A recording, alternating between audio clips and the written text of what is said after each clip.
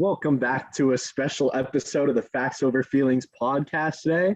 Yes, I'm sir. back with my co-hosts here. We got Trevor Kaufman and Ryan Marister. And today's kind of been a boring day if you'd ask anyone around the sports world, I think. Nothing much has happened today except for the fact that it's NBA free agency season and we already have a crazy bombshell.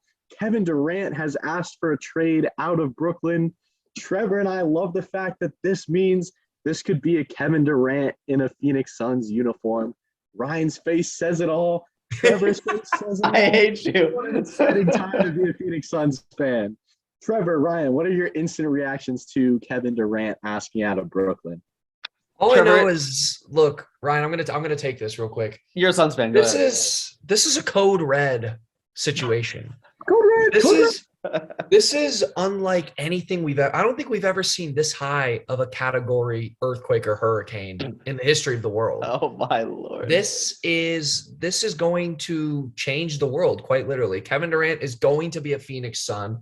I never doubted it for 1 second. Well, I doubted it for a lot longer than that. But I'm going to give myself a little bit of credit, and Ryan can attest.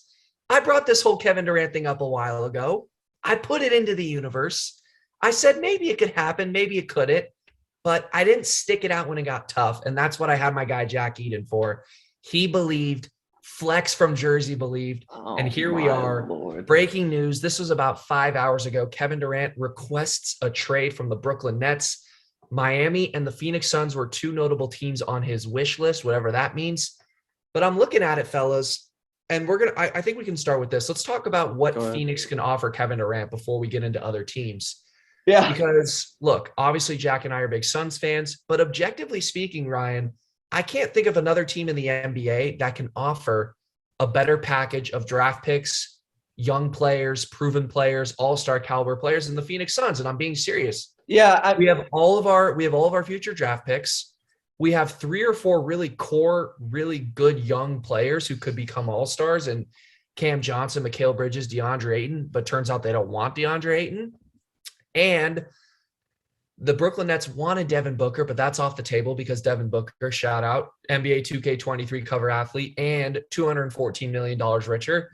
Congratulations, DB. And he was spotted with Kendall Jenner. I thought they broke up. So he is doing a lot of winning recently. I'll put it that way.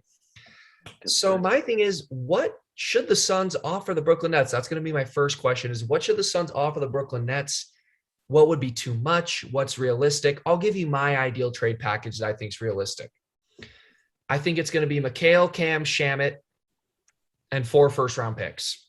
I think that's realistic. What happens to Ayton in this situation? The issue is I don't know. Right. I don't know what happens because I can't think of a third team that would be willing to give up as Ryan would say, like a centerpiece or like a franchise-ish type of player.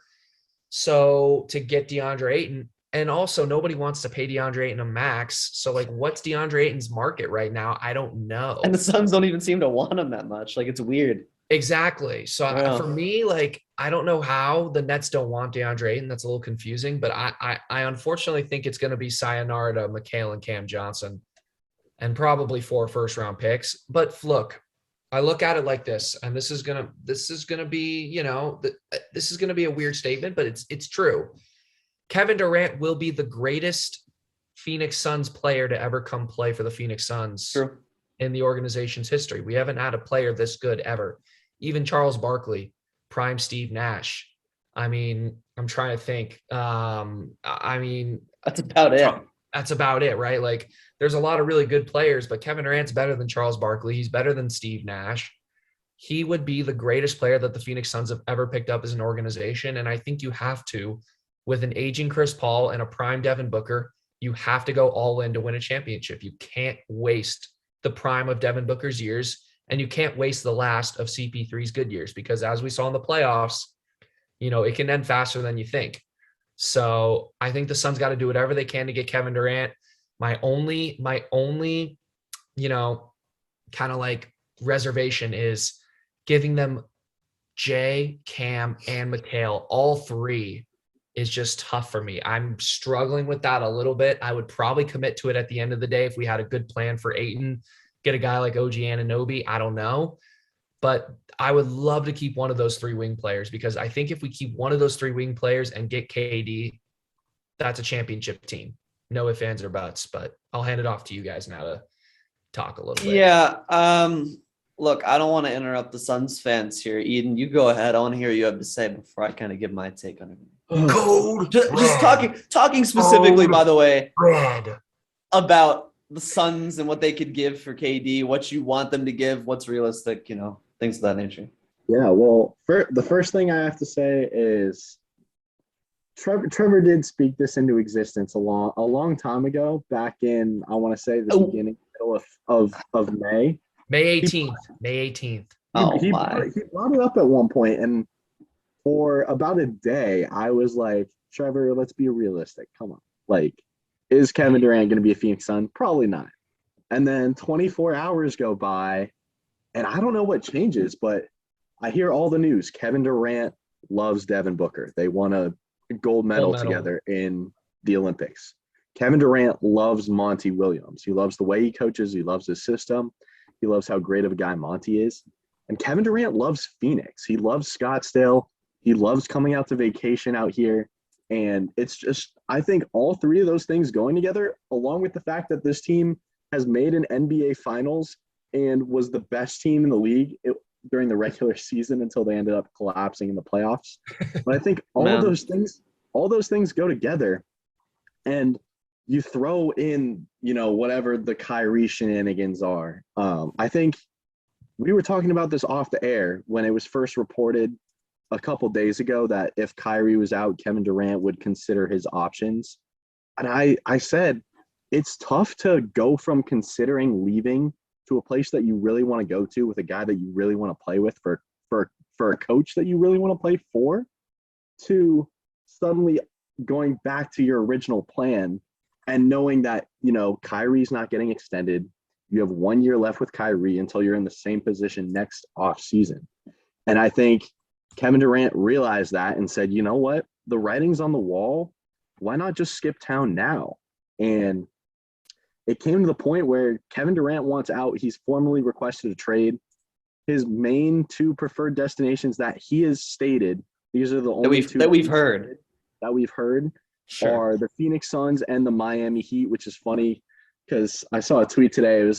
It said, surely Kevin Durant wouldn't go to the best team in the NBA last year, a 64-win team, right? And obviously mocking the fact that he went to the 73-win Golden State Warriors a couple years ago, who also fell short. But I don't know. It's interesting how history repeats itself, and, a team that has higher expectations that falls short, and now Kevin Durant's looking at them as a possible home destination.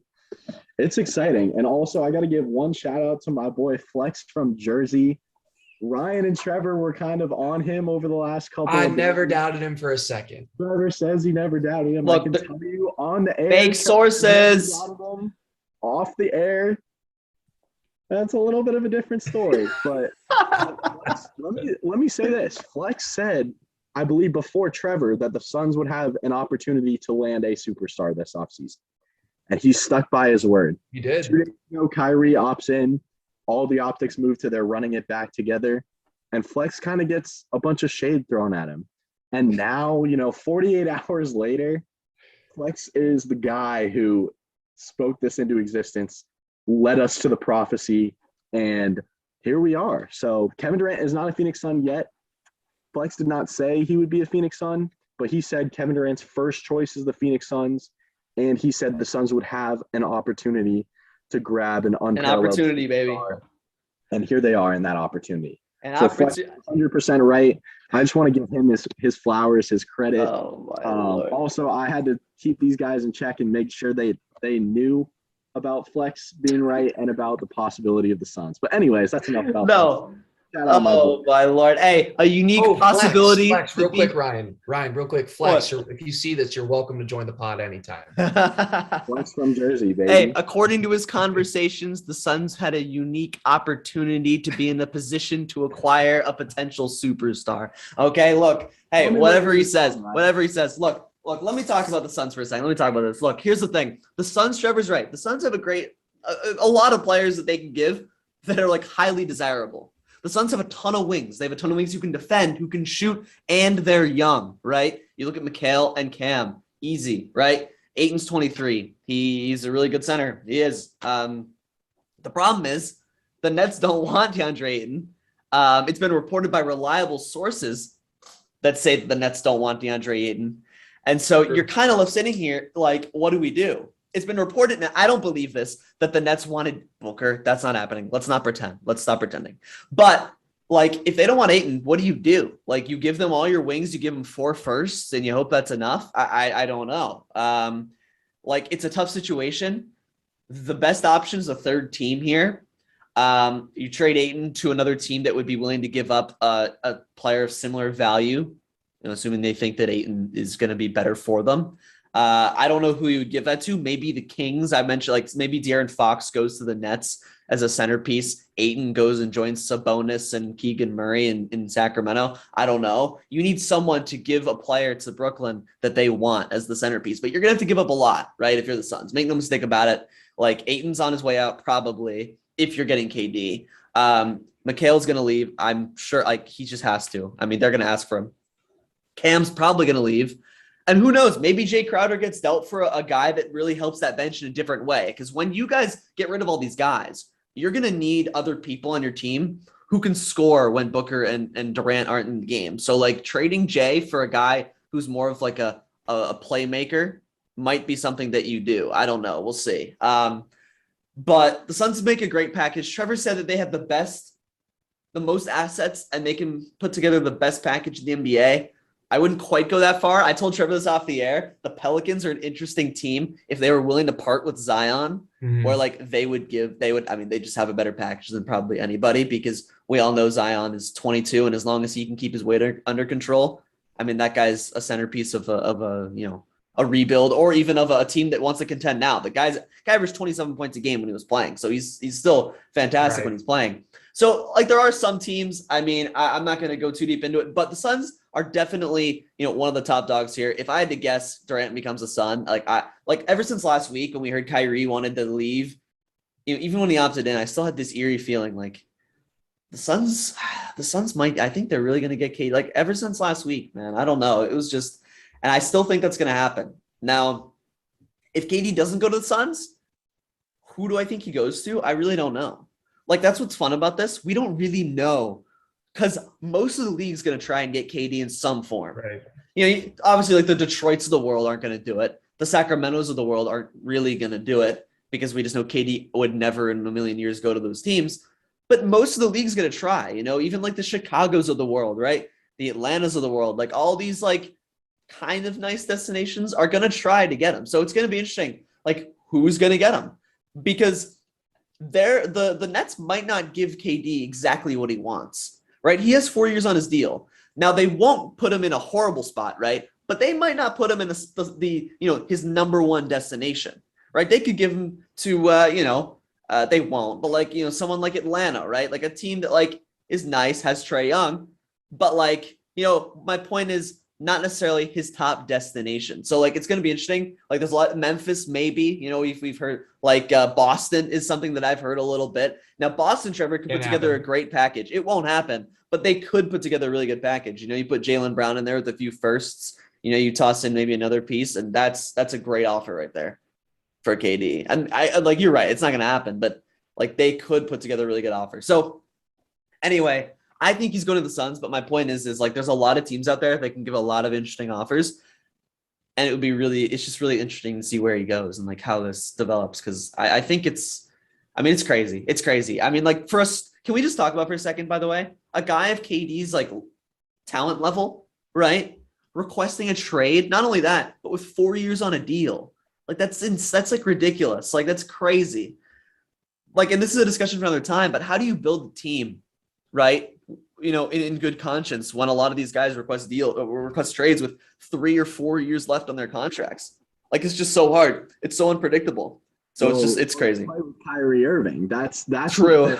It's not that they signed KD and that they're a terrible organization. The issue is Kyrie Irving not playing basketball games, and them not wanting to go with Kyrie, which I don't have an issue Yeah. with. I think I also don't know if the organization has handled this great. Like I don't like right. Like I'm sure there's some Right. fault lying in like But, Nash in the front office. But this happens. It's a dollars game at the end of the day. The Suns yeah, haven't handled DeAndre Ayton very well. There true. have been very many other issues where this is the case. But going back to what other teams can offer, you look at those top two teams that he said, Miami and Phoenix. The Miami Heat cannot offer Bam Adebayo because of this rule where you're only allowed to trade for one guy on his extended rookie contract or whatever that is. And Yep. they did that during the season when they traded for Ben Simmons. So that takes Bam Adebayo off the table for Brooklyn unless they move Ben Simmons in the same or a different trade to a different team. I don't see that happening personally. So for me, that takes Miami off of the potential teams where Kevin Durant could go. You look at, potential other teams. Portland would have to be one of them. If they're not going to trade Dame, who do they have there? They have, the Josh Harts, Jeremy Grant. They can't move Anthony Simons because they just signed him. Is that how that works? Can you not?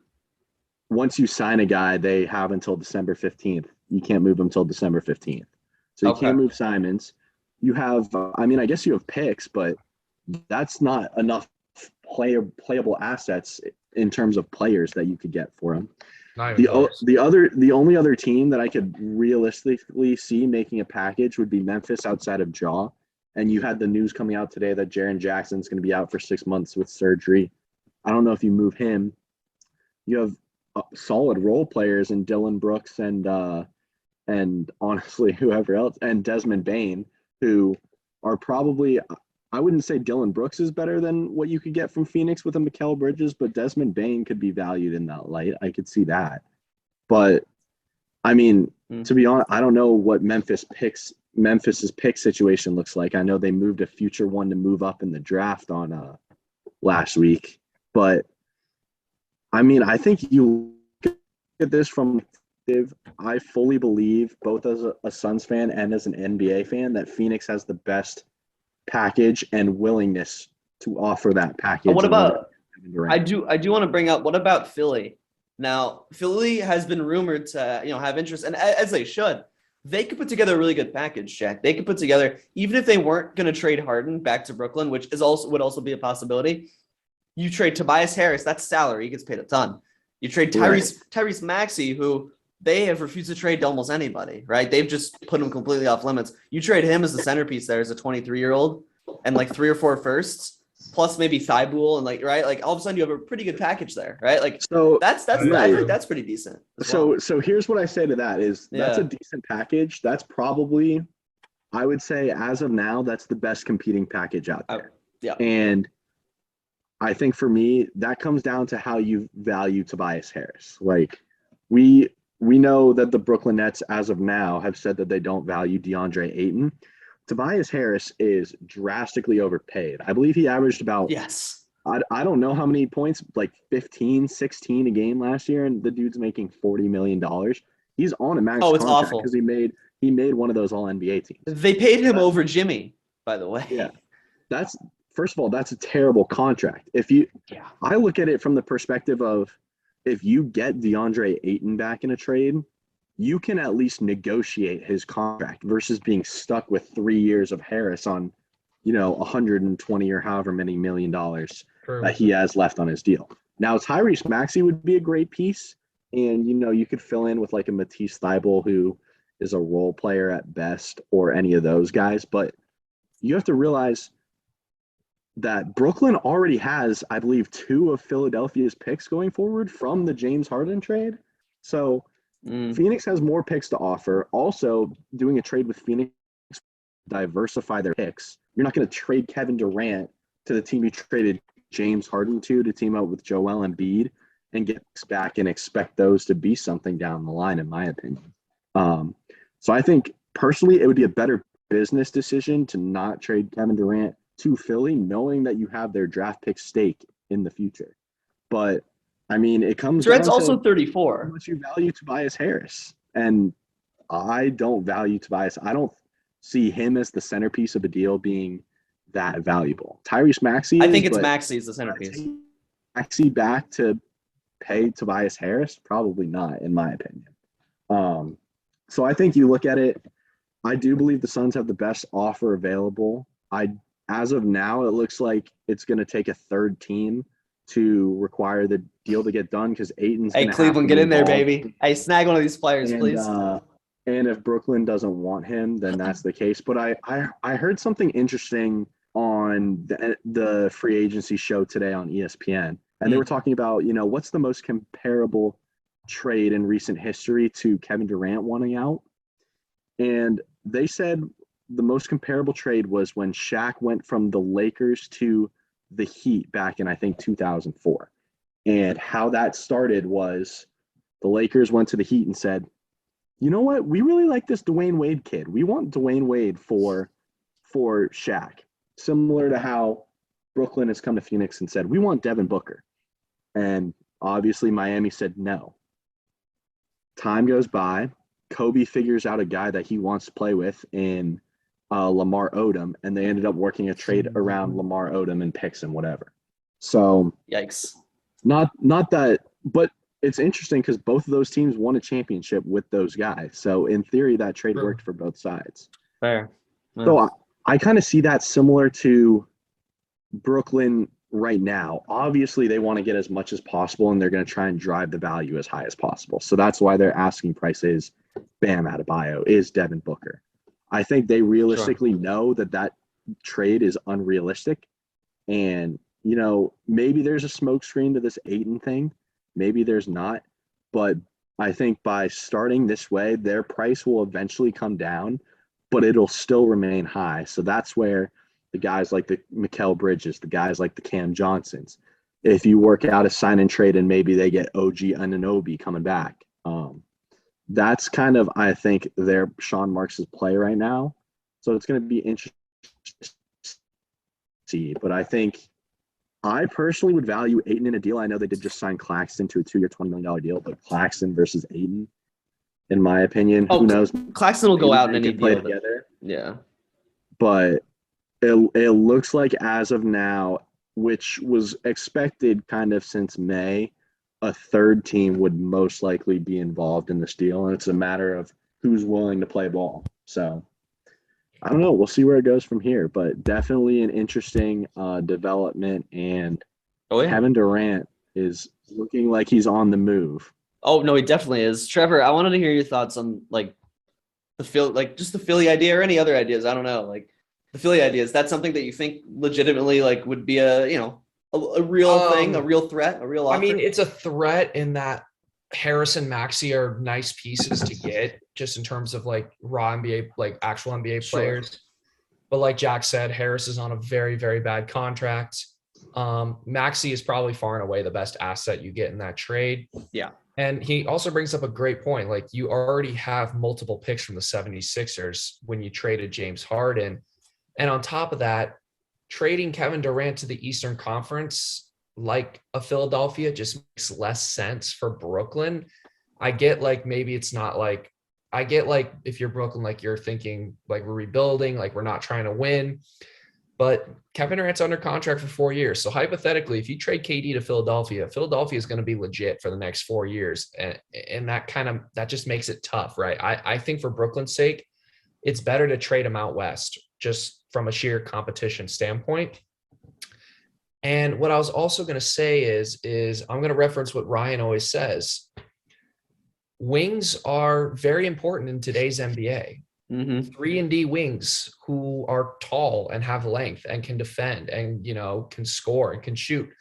The Phoenix Suns have two guys in their mid-20s who can do all the things I just said. Mikal Bridges finished runner-up in Defensive Player of the Year. Cam Johnson was the greatest three-point shooter in NBA history to not make a three-point shootout in All-Star Weekend, right? The guy's a 45% three-point shooter, and you're going to toss in 3 or 4 first-round picks from another team. I just think for Brooklyn, where else are you going to find that kind of treasure chest? I just don't for me, Philadelphia is close, but we're throwing in young wings on good contracts. Cam Johnson hasn't even been paid yet. Mikal Bridges is getting paid, what, 20, 22 million a year? I think that's great value for a guy like Mikal Bridges versus a guy like Tobias Harris is making double that, and he barely gives you a couple more points a game, and he's way worse on defense. So for me, if I'm Brooklyn, start with, I think it's a negotiating tactic to start with the crown jewels, right? Start with Devin Booker, see what kind of response that triggers from the Phoenix Suns. Realistically, you don't really think you're going to get Devin Booker. See how the Suns respond. And like Jack said, over the next few days, the trade value is going to work itself down. The two teams are eventually going to meet somewhere. It might involve Ayton to a third team. It might involve Ayton to Brooklyn. It might not involve Ayton at all. I don't know. I'm not really concerned with DeAndre Ayton at this point in time. I'm more concerned with what have the Nets told us. The Nets are trading Kevin Durant because Kevin Durant asked them to do that. And there's a deal out there without or not involving Devin Booker and DeAndre Ayton. And I would try and find a way to make that deal happen. And super ideally, I would try to find a way to make that deal happen, keeping one of Cam or Jay Crowder. Now, There's no way if Ayton's not leaving, there's no way. That's true. I'm hoping there's a way, but realistically, I agree with you guys. I don't think that's possible. So the third team thing we can worry about when there's more traction with that. I have no idea like what third team is going to get involved. I have no idea what DeAndre Ayton's trade value, what DeAndre Ayton's market is right now. Like all I'm hearing is no team's willing to give him the max, not even the Suns, right? So like who's going to want to get in on a 3-team deal to get DeAndre Ayton, and to get DeAndre Ayton, you got to give up a really good starter in return. So I'm not sure what's out there. But for right now, I think the Suns just need to. I agree. Kevin Durant wants to come here. Why wouldn't he? He likes Devin Booker. I just think for me, like Brooklyn shouldn't get too greedy, right? The guy came to you and wants out. I get that they have all the leverage. What's up? They have all the leverage. They do, but the guy requested a trade. So it's like, get a lot, but like, don't ask for, like, don't be unreasonable in your ask. And I know that's hard to say with a guy like Kevin Durant, because it seems like everything's on the table, but I would just find a way to get a wealth of assets. Like you're rebuilding. They will lose Kyrie. They will. Like get what you can get and don't try and overplay your hand is what I'm saying. They're going to. Here's the thing, Trevor. Can I say Kevin Durant is the Kevin Durant package thing. Like get a great package, do what you got to do, and move on, because the guy came to you as an organization and came to your owner and said, "Look, I want out." So the thing about this, I just want to say one thing, and then Eden, you can say whatever you want. Like Brooklyn is sitting here. Like I said, most of the league has already called them about getting KD. Trevor. Like, I know what you're saying, but in my eyes, in my head, Brooklyn can play this in a way where teams start to outbid each other and it goes upwards instead of downwards, right? Eden, I think, like you agree in a way. Like, yes, I agree. You play all these teams and everyone wants KD, especially these contending teams. Even the Cleveland Cavaliers want KD for the right price. If you bid everyone up, you're going to see who will give you the most and you'll get a package you want. Like my guess is this gets resolved. Like who? I just want to almost anybody could offer enough. Like Toronto could offer the centerpiece of their team in Siakam, and then offer Anunoby as well, plus a bunch of they wouldn't do that. That's an insane amount. I've heard they will not offer Scotty Barnes though. Scotty Barnes. I believe that. I mean, he's 20 years old. I wouldn't do that if I could avoid it. Like same way I wouldn't trade Mobley if I'm the Cavs. So I'm trying to get KD, right? Which is why the Cavs would never get a player like that. But so teams will do that, right? See if you can get the Pelicans to bid up. See if you can get the Grizzlies, the Hawks. Just see if you can get everyone to outbid each other. These teams are smart. Like at the end of the day, they understand that there's a huge asking price for Kevin Durant, and they understand that at some point you just have to walk away. And most teams will, and not gut your entire franchise. But if you have two, even if you have two teams, like if you had that's risky though. If you had the Timberwolves. Let's say the Timberwolves and the Suns were in a bidding war, right? The Timberwolves started to offer all of their guys except for Anthony Edwards, right? Like you could get these two teams to keep going. I'm just saying, though, if you're not offering Anthony Edwards, what would Brooklyn get out of Minnesota that they can't get from Phoenix? D'Angelo Russell, Karl Anthony Towns is. But they don't want a if big. they They don't want extend Ayton. Towns, they cannot get Towns, but They haven't extended extended him yet. Yeah. So, wait, are you sure? Because it's not a rookie extension. This is his second extension. Well, same with Booker. No, but Booker's still playing on his rookie extension. Isn't that why that's the way that is?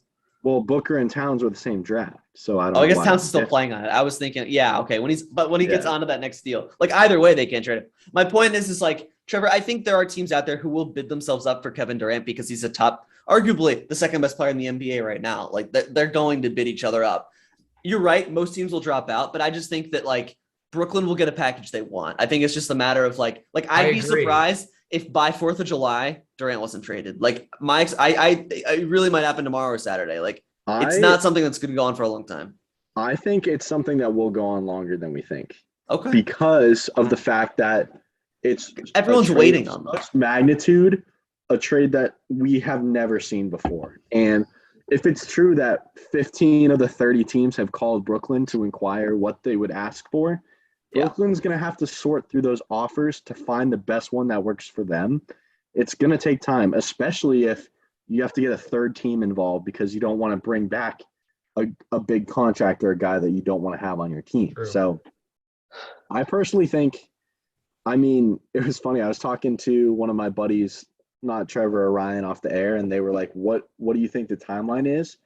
Personally, I think it will be done towards the back half of the weekend, but I wouldn't be surprised if it is, late on a Monday or it gets into Tuesday or it goes on. Like you saw how the Ben Simmons thing dragged out, and I know that's a little different, but Durant is under contract for 4 years, and the reality is there's no rush for Brooklyn to move him other than the fact that once they move him, they're going to want to move Kyrie Irving as well. So that's interesting. But the other point that I wanted to bring up is, and I have an answer on this, but I'm curious to ask you two. Mm-hmm. As of now, it seems like no teams want DeAndre Ayton, at least at the asking price that he wants. I think. Do you think there's any chance that this trade gets done without DeAndre Ayton being involved, whether he goes to Brooklyn or a third team? Do you think that there's any way that Ayton is not involved in this trade? And if he's not, what do you think the Suns do with him going forward? Is that a guy that they'd want to bring back and go way into the luxury tax and you have Server doesn't want to pay that starters, or is that something you do a separate sign and trade and get other role pieces back that you would give up in a Kevin Durant trade? Trevor? Yes, I do think there's always a way. In negotiation, there's always a way to get something done. There's almost always a way to get something done. And like I said, Kevin Durant went to the owner and said, I want out. The Nets are going to want to make a deal. They're not going to want to walk away. And they don't want DeAndre Ayton, and they can't get Devin Booker. So what are their options? Their options are they don't trade him to Phoenix. Their options are, not either the Suns or not the Suns. Mm-hmm. So, but like we said, 15 teams have come to the Nets to, see what, the Kevin Durant, price is. So, Trevor, to answer Jack's question, yes, there's a way to get this deal done without DeAndre Ayton being involved at all. And for the Phoenix Suns, not for a separate team.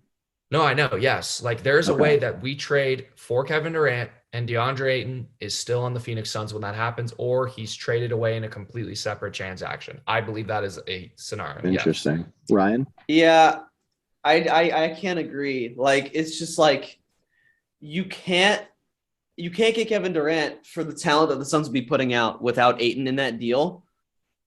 And if you're not considering Booker, like, both of you would say no to this, right? If you gave Booker for KD, would you do it? Would you do it? Just tell me. Let's say it was just Booker. Yeah. Would you do it?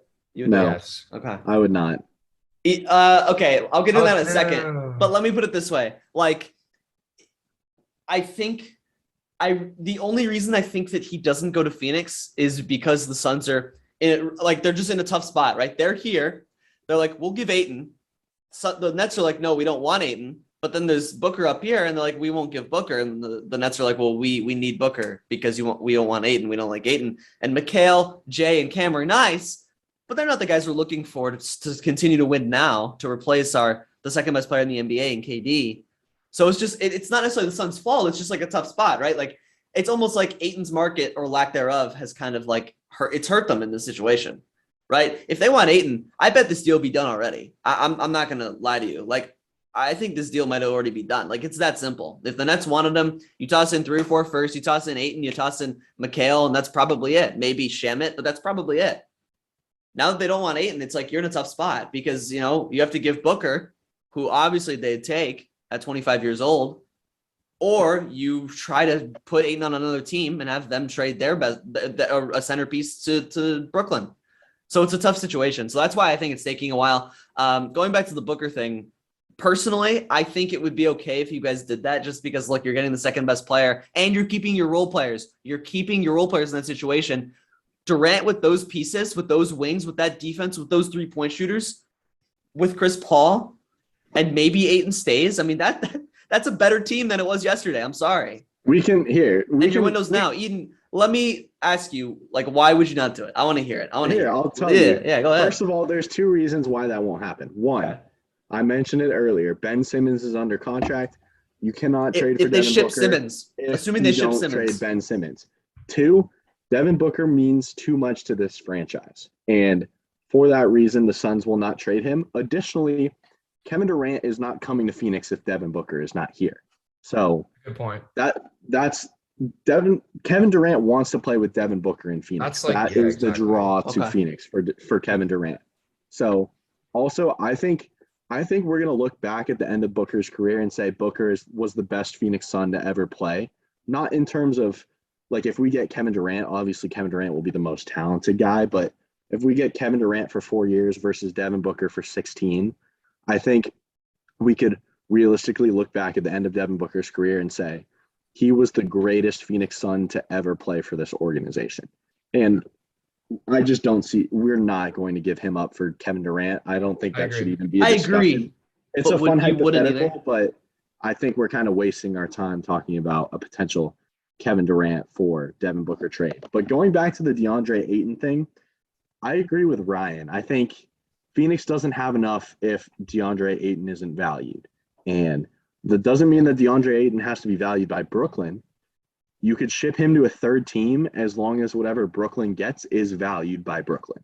So I just don't see a trade getting done where Ayton is not involved in some capacity, whether he's going to Brooklyn or going to a third team.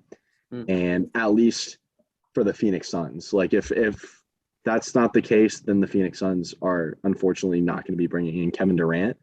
I don't know where he does go otherwise. So I think at this point, it's a clear favorite for the Phoenix Suns, and we'll just have to see how it shapes out over the next couple of days. I wanted to ask you guys one question too. And this is why I'm going to go back to the argument of the Brooklyn Nets need to be careful of not overplaying their hand. Is I think Kevin Durant's the type of guy to where if he wants out of a situation, he's not going to play for the Nets on a court until he's not going to play basketball until he gets traded out of Brooklyn, right? Like he, to me, seems like a little bit of a sensitive guy that kind of like, I don't want to say is like petty and emotional, but he gets into spats with players and he gets into spats with organizations, and he doesn't leave organizations, you know, in the greatest, most, you know, graceful way, which is why I'm saying that Kevin Durant, one, I think would hold out into next season if the Nets weren't able to trade him or stop trying to trade him. And 2, that's why I think there's a way to get this deal done, right? Like let me rephrase. I think there's a way to get a deal for Kevin Durant done. It might not be with Phoenix, but I do think with Phoenix, even without Ayton, there's a way just because of the plethora of other assets you could offer him. So we'll see. But I think my main question is Kevin Durant, hypothetically, if he's not traded, does Kevin Durant, you know, play for the Brooklyn Nets like next season? Like I think that's a thing. I think if Kyrie is there, he will play. And it's funny because I don't see Kevin Durant as the petty guy who is the Ben Simmons and says, I think these are 2 different situations. Like Simmons wanted out because he felt disrespected by the organization or by the fans. He was, but rightly so. Sure. He just had an animosity towards the fan base in the city at that point which Kevin Durant doesn't have that right now. Kevin Durant wants out because he's done with this situation and he wants to move on to another. It's not even one. Kyrie either. Additionally, Kevin Durant loves basketball more than Ben Simmons does. And I think Kevin Durant has said, like, man, I just want to hoop. Like, that's the only thing that he is truly focused on is playing basketball and winning. And I think for that reason, Brooklyn could keep him around.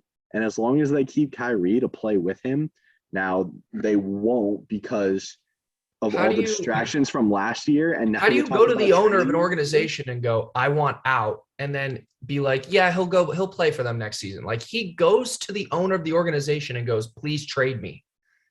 Like, here's the thing. Let me just say this.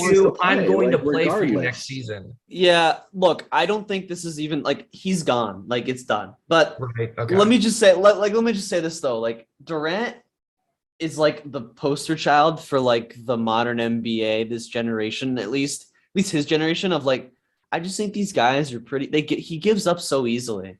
Like, you look at Durant's career, man, and like, look at this. Like, he leaves OKC after losing a 3-1 lead to the best team to ever step onto the basketball court. And then he joins them, has 2 easy titles where he doesn't need to be the sole Hall of Famer doing stuff. And then he goes to Brooklyn and gives up after winning 1 playoff series, playing there for a couple of years. I just like it.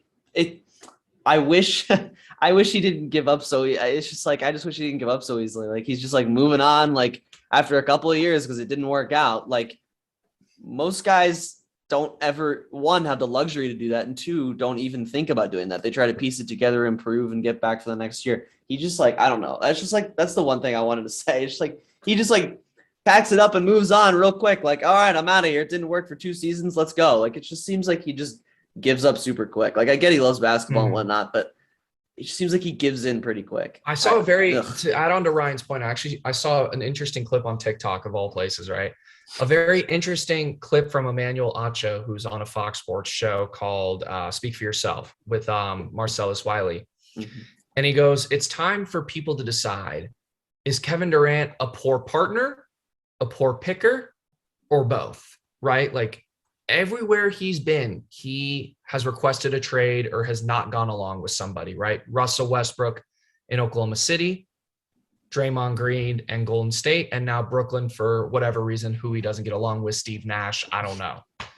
Or is he a poor picker, right? Like, he picked to go to Brooklyn. He picked Kyrie Irving. Or is he both? So for me, it's like, I don't know. Like, is Kevin Durant, like, he's an all-world basketball player, but he has his issues and he has his spats with teammates. And he, as I said, he kind of burns bridges. So that's why for me, it's like, I think Brooklyn is a little bit more desperate. I don't want to say desperate, but a little bit more assertive to make a deal than people think, because Kevin Durant's the type of guy to burn bridges. And I'll say it again, I just don't want Brooklyn to overplay their hand. And final thing I'm going to say is, not final thing, but one thing I was just thinking about is, if I'm the Nets, why wouldn't you want DeAndre? You have your guards, you have Ben Simmons, you have Patty Mills, you have Seth Curry. That's a very good backcourt. You don't have wings. We can give you wings, and you don't have bigs. We can give you DeAndre Ayton. I just don't understand the logic in not wanting DeAndre Ayton. I think they want this. My guess is they want the centerpiece to not be a center, which, as I've talked about with these guys off the air, is probably the least important position in today's NBA. But like, it's the way it is. You can look at it that way, or you can look at it as, because then who's your centerpiece on your team? You're becoming a really deep, young basketball team with future draft picks and depth at every position. Like, you can look at it as DeAndre Ayton's the centerpiece, or you can look at it as DeAndre Ayton is a really, really talented young center. He might be, our best player, but he doesn't necessarily have to be our leading scorer night in and night out. We can play as a team, and that's something the Brooklyn Nets haven't had since before the Paul Pierce and Kevin Garnett trade, right? Like, they've traded for a bunch of really talented individuals, and how has that worked out? So I don't know. I just think DeAndre Ayton makes total sense in Brooklyn. The wing players that we have make total sense in Brooklyn. I don't know why. If I'm Sean Marks, I would have had a deal done today. I would have been like, give me Ayton, give me McHale, and give me like 4 first-round picks. That's what I'm And saying. let's The call it longer a this night. goes out, I think it might be worse for Phoenix. Unless they're looking, I mean, I guess they're looking for a third team, but like the longer this goes out, the more opportunity there is for other teams to swoop in and give a better package. So it'll be interesting to see. We'll see. I mean, Yeah. I think yeah, I don't know. You have Yeah, one more thing you want to say on this? And then I want to move to Kyrie before we. with time, I think they're what they're asking for is going to come down. So I don't know if that's not going to change their evaluation on a player. Like, oh, suddenly now we want DeAndre Ayton, but it's going to, if you can ship Ayton to a third team and get a piece back that's someone they value, then that's something where it becomes more realistic that a trade happens. So I personally, I don't know. Do we want to set a little over under on July 4th for this trade happening? Like, I don't. Oh, I'd take the under. It's going before July 4th. I'll tell you that. Really? Oh, I yeah. think at this point, I would have to say it's going to be over past July 4th. Dude, all the free agency and all the trade, like a bunch of trades and a lot of free agents they're all waiting for KD. They're not going to draw this out for like a week. It's going to keep everything in a holding pattern. Free agency is on hold for now, but if it continues to draw out like I expect it will, teams will go out and sign guys, and that will take teams out of the Kevin Durant sweepstakes. They're not going to take themselves out of it. And if not, then they're going to sit until after July 4th to get it done. So. Okay. We'll see what happens. Trevor, what do you think before we move on from this? Over or under July 4th? I think a couple NBA teams have a chance to be really smart here. If everybody wants to wait for the Kevin Durant sweepstakes to play itself out, a couple teams that, have to sit down and be like, hey, like realistically, we're not going to get this guy, should maybe try and steal some free agents, right? Like go and try and play a little dirty behind people's backs while everyone else is trying to duel it out for Kevin Durant. I'm going to take the under as well. I think this trade will get done this weekend. I think both teams are going to make it a priority to get it done. And for the Nets, the longer this drags out, the worse it gets. Because I think like Jack said, I think Kevin Durant's value is going to go down the longer you drag this out, because then it's going to turn into more like desperation to trade him, right? Like for lesser value. I think if you get it done now while it's hot, everybody's waiting, right? You can kind of trump up the value a little bit right now, maybe steal an extra pick if you get it done today that you wouldn't be able to get in a couple days. I think it's in Brooklyn's best interest to get a trade done soon. And I think it's in Phoenix's best interest to get Kevin Durant. So last thing before we move on, do we think Kevin Durant is a Phoenix Sun, or do we think he goes somewhere else? Like I said, my gut feeling is he goes to Phoenix. How they do that at this point, I don't know, because I think the logistics are super rough right now, but I think he ends up there.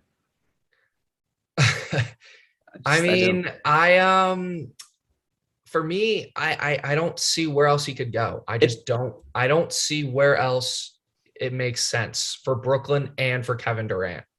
Philly doesn't make sense for Brooklyn. Portland doesn't make sense for Kevin Durant. The Phoenix Suns have the best assets. They have the best players available to give. We have a lot of draft picks to give. We are in the Western Conference. Kevin Durant wants to come to Phoenix. It's on his wish list. For me, the logistics might not make sense, but I think there's a lot of things that do make sense. And I think there's just no other, it's going to get done. I'm telling you, it's going to get done. You might have to, do some crazy shit, but I think it's going to get done. And I think Kevin Durant is going to be a Phoenix Sun next season. Ian, what do you think?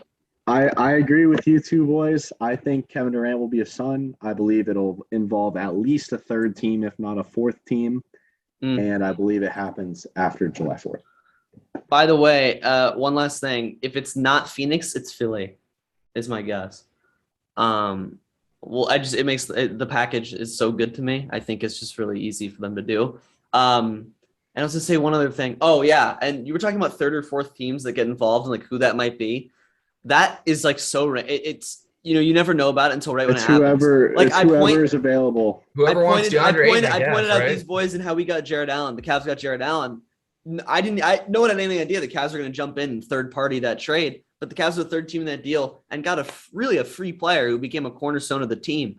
So like these third and fourth teams that might get involved, I think we'll have no idea who they are until that trade gets announced. So I'm excited for that. And I've told these guys, I hope my team gets involved in some form or another to grab a player or two. Hey, maybe get a nice wing. But look, it's going to be interesting. It's going to be a fun couple of days for sure. And yeah, that right there, that picture really might happen. And I'm disappointed. But look, I wanted to move on from this and talk about one other topic. Before, by the way, we talk about the rest of free agency in the next 4 to 5 days. Whenever the KD trade happens and the rest of the dominoes fall, we will be back with a longer, more comprehensive episode on like the ramifications, other free agency stuff, things of that nature. But I want to talk about Kyrie because this is the other aspect of this real quick. I want to talk about this just for a couple of minutes and ask you guys, after today, is he staying in Brooklyn? Is it the Lakers? Is it Dallas? Is it the Clippers? What do you think? Where is he? Even if you had to guess, where does Kyrie suit up game 1 of next season right now? If you had to guess. I think it's a 2-team race, which I don't know if that's a little surprising or not. Obviously, the Lakers are team 1 and probably the favorite to land him, the team that I would expect him to be on. And the second team, I think, is the Dallas Mavericks, if you ask me, especially now that they lost Jalen Brunson today in free agency. Shout out my Villanova Wildcat getting paid by New York. But I think, there's a clear opening there right now for Dallas to find another guard to go alongside Luka. Is the fit great? I don't know. Do they want the headache? I don't know. But I think you could realistically put some sort of package together centered around Spencer Dinwiddie and other pieces, other shooters and picks, ultimately to pair Kyrie with Luka. If I had to pick, he's going to be an LA Laker. That's where all the steam is going. That's the team that Kyrie wants to go to. And I guess it's going to involve Russell Westbrook and the 2 remaining first-round picks that the Los Angeles Lakers have. They might just buy Westbrook out, by the way, and just have him sign somewhere else after. Right. So They should. It's so interesting because Kyrie and KD are both elite players, right? They're on that top tier echelon of players in the NBA. And we're talking about how drastic a package one player is going to get and how they're really just looking to get rid of Kyrie at this point on the other side. So now I know like contract goes into that, off-court issues and whatever, but it's just interesting to see that dichotomy of how 2 great players, one is going to get the house and one is going to get the beat up 97 Volkswagen. Like, you're at this point, I think, especially when they move KD, they're going to be happy to get rid of Kyrie. And I think honestly right now they will be happy to get rid of Kyrie. Yeah. So right. 2 unprotected picks for him. Go for it. Yeah. That's going to be really interesting. Trevor, what do you think? Where does he play? Lakers are Lakers. There's just no other team look, Kyrie has done nothing in his NBA career without LeBron James, right? Like I would argue LeBron James has made that man's career into a Hall of Fame career. Like what would Kyrie be? Kyrie Irving would be a better version of like Donovan Mitchell or not Jordan. He'd be like a Donovan Mitchell, right? Without LeBron James, a guy who could score. It's not a perfect comparison, but just a really talented offensive player that's never going to do anything, right? So for me, it's Lakers or Lakers. I don't think Dallas has any shot. They might have a shot, but Kyrie doesn't feel like Dallas. He doesn't feel like Jason Kidd, who's a very tough, strict head coach who's going to kind of, get on your ass. Mark Cuban, an overbearing owner. Luka, who's a very ball-dominant guy, right? So for me, look, he played with Harden and KD, but for me, Dallas just doesn't feel right.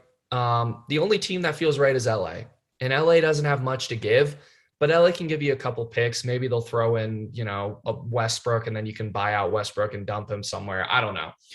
But yeah, Jack's point is you got to get what you got to get for Kyrie. Go to the Lakers. The Lakers are so poorly ran. They'll give you something. Who knows? They might accidentally give you Anthony Davis. You never know, right?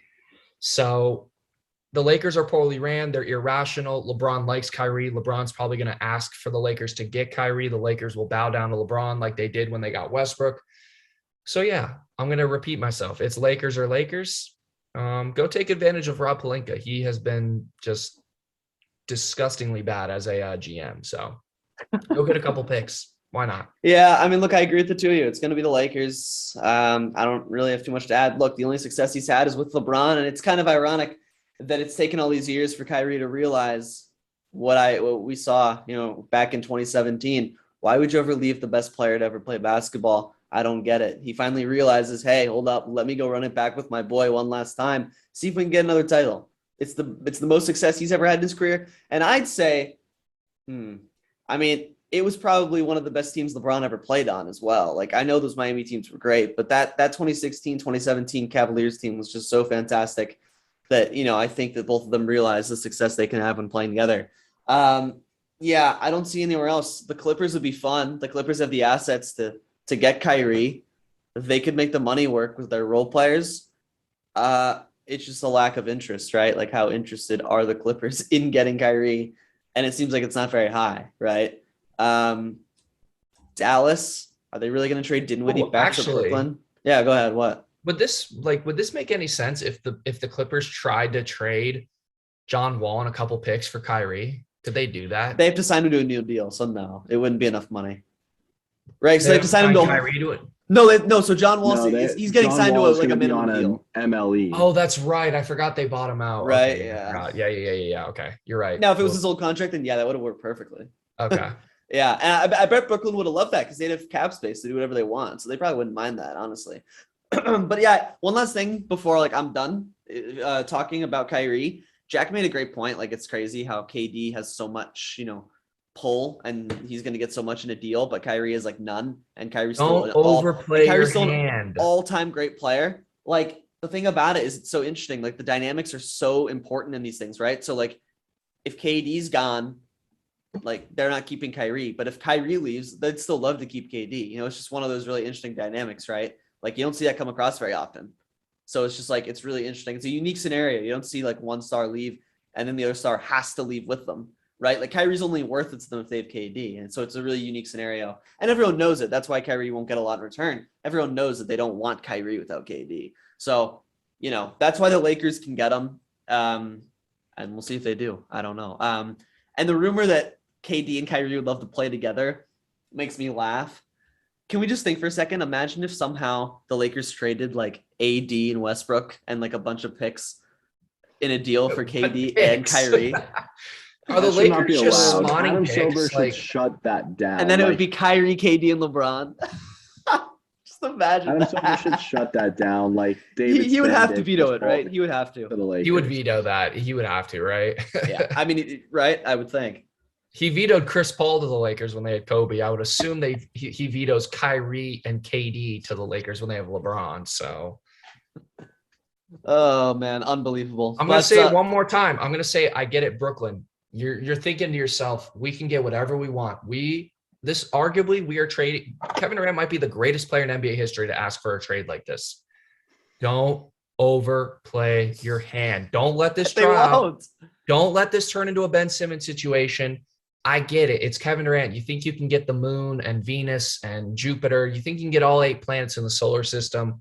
Take the right deal. I know it's hard to get rid of a guy like Kevin Durant, but take the right deal. Go to the Phoenix Suns. Call them up. Get over this. We don't want DeAndre Ayton BS. Get yourself a DeAndre Ayton, a 23-year-old center. Get yourself a 25-year-old elite defender, 3-and-D guy, and get yourself a bunch of picks and build a freaking team. Remember when you traded all those picks to Boston? Look at where Boston's at now. They drafted Jason Tatum. They drafted Jaylen Brown.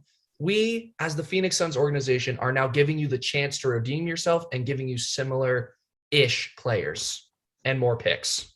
By the way, Towns signed that extension, so he is now ineligible to. Like I said, teams are already dropping out. Let me just say, can I just say before we go that is a terrible, I think that's such a, he's not worth a super max. 4 years, $225 million. Jack, correct me if I'm wrong. I'd give Ant more money than Towns. I would too. No, it's not crazy at all. I'd give him more too. I mean, look, we all see it. Cat's just too soft of a player to me to deserve a super max. Like, he doesn't do, like, I just don't think he does enough. I don't think he does enough.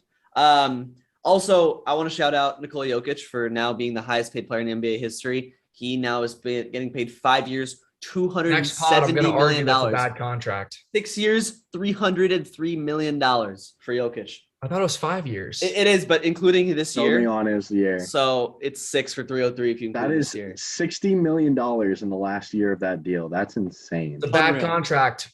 I'll tell you why on the next podcast. It's a bad contract. I might even agree with you. Well, look, we'll talk about that on next week's episode. I'm excited because KD will be on a new team. Hopefully, I can open parades down on Phoenix, but I think it will be. One more time, you can. Wait, Jack, the lighting's a little bit off. Zoom in on it. I know. I'm fixing it. There you go. Oh no, we see it. No, we see it. Oh boy, no. There we go. Oh, good lord. Make it happen, Phoenix. Make it happen. Look, when have you gotten this chance? Hey, Eden, let me just say, flex from Jersey. Donovan Mitchell to Miami. You heard it here first, Eden. Hey, you're gonna owe me Phoenix, some money. It's James Jones, Robert Sarver. When have you had this chance to land an all-time great in Kevin Durant? It has never happened before. Make it happen. Hey, I don't care if you got to cut off your left leg. Do it. He's not sleeping tonight. Let me tell you, he's not sleeping. He's on the phone all night. I guarantee you. Well, he was at a wedding all weekend. Lazy bum. James Jones. He was at K-Love's wedding. Shout out K-Love. That's right. Shout out K-Love for getting married. Wait, was it? Yeah, Oh, wow. finding love. Was he really? I go. forgot James Jones was on our team. Oh, man. James Jones, my guy. So much for a diehard Cavs fan over here. Kevin Love. Hey, shout out to all the boys. LeBron was there. Jordan Clarkson was there. J.R. Smith was there. All the boys were there. James Jones will have more rings in his NBA career than Darius Garland and Evan Mobley will ever have. That's kind of funny to think about if you ask me. James Jones has 3 rings. Their careers Evan Mobley and Garland are going to end up with 0. Hey, Garland Mobley. James Jones has been to 8 straight NBA finals at one point. True. He just followed LeBron around for 8 straight years and made 8 straight finals. It's funny. He was a 3-and-D guy. What are you talking about? Good Lord. I mean, he used to be able to shoot threes back in the day. Watch out for LeBron. I think the Milwaukee Bucks could have used him because the Bucks have no reliable 3-point shooters. The Milwaukee Bucks could have used him because they have no reliable 3-point shooters except for the 2 guys that shot 40% this year. Wait, sorry, Trevor. Can we? How did they play in Game 7? Was it 4 for 33? Oh, Giannis should have been better. Giannis should have been better. Then let's just not make any changes. Look, Giannis chokes in Game 7s. I'm sorry. That's the narrative. We're going to wrap this up here. Clearly, we have a lot to talk about outside of this KD, Kyrie stuff. What's Giannis without Chris Middleton? That's all I got to say. We'll talk about it more next week. Trevor and I are going to really debate this Milwaukee 3-point shooting stuff. But hey, shout out to crazy-eyed Bobby Portis for a 4-year, $49 million deal. I know Trevor hates him, so he probably hates that he's back with Milwaukee, but whatever. I can't hate a man for getting his money. $12 million, that's more than I'll probably ever see. He will be back later. But you hate on all the live guys, don't you? I don't hate him. I respect him for getting the bag. I'd do it too. I've come around on Liv. I've come around. Look, if Liv gave me $1 million, I saw my opportunity. I had to dive right in. Look, we'll do a podcast as soon as I don't want to say as soon as, but hopefully soon after Kevin Durant chooses a team here. It's going to be exciting. I'm excited. And yeah, hey, who knows? Maybe Salsa J comes to Cleveland for a year. Who's to say? Who's to say he doesn't? But look, we'll wrap this up here, boys. I don't know if you have any final shout outs, but go right ahead before we wrap this up. Jalen Brunson, get in the bag. Nova Wildcat. Love that. Might have to take a trip up to the Garden next week. Shout out USC and UCLA for ruining the conference system in college football. Thanks a lot. The conference system is dead. It's a problem. When you have a West Coast team in the Big Ten, like what is that? What is that? That's ridiculous. When Notre Dame goes to the SEC or the Big Ten, it's over. That's something else we have to talk about, by the way, in an upcoming podcast, which we will, because that's a really interesting topic and something. I'm going to start a petition to get rid of conferences in college football entirely. I mean, hey, the Pac-12 would love that because they're about to be obsolete. You know, the AAC might be better in a year or 2. I mean, wow, that's embarrassing.